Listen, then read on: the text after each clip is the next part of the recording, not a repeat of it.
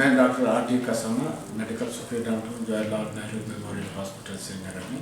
ये जो है कोविड-19 डिजिग्नेटेड हॉस्पिटल है। श्रीनगर शहर से भी हैं, शुपियन से कल हमारे पास पेशेंट्स आए हैं, जिनमें मर्द भी हैं, बच्चे भी हैं, औरतें भी हैं।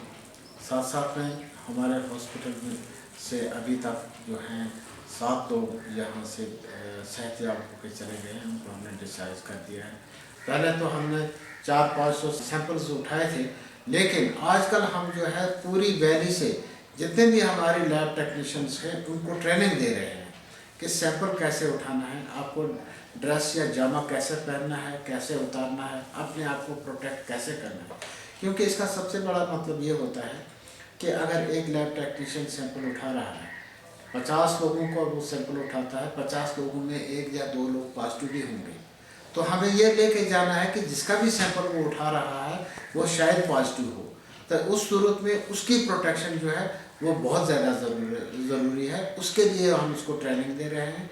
फिर सैंपल कैसे उठाना है उसकी ट्रेनिंग, फिर उसको ट्रांसपोर्टेशन कैसे करनी है, ये सारे जितने भी इकदाम हैं इनकी ट्रेनिंग जो है यहाँ हमारे हॉस्पिटल में हो रही है। साथ साथ में दूसरी ट्रेनिंग जो है अभी रैपिड टेस्ट जो है उसकी जो किट्स हमारे पास आए हैं उनकी ट्रेनिंग जो है वो दोबारा चल रही है। तो हमने बैचेस में अभी तक तकरीबन 400 के करीब हमने लैब टेक्नीशियंस को ट्रेनिंग दे दी है।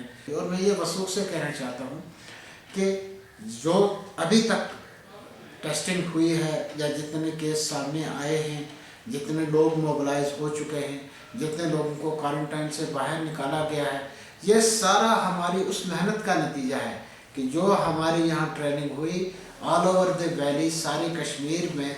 साथ साथ में यहाँ ये भी जिक्र करना बड़ा मुनासिब होगा कि बहुत सारे लोग जो हैं उन्होंने हमें रिक्वेस्ट की है कि वो रोज़ा रखना चाहते हैं, तो हमने उनकी सहरी का जो है बड़े अच्छे तरीके से माकूल तरीके से उनका इंतज़ाम किया है।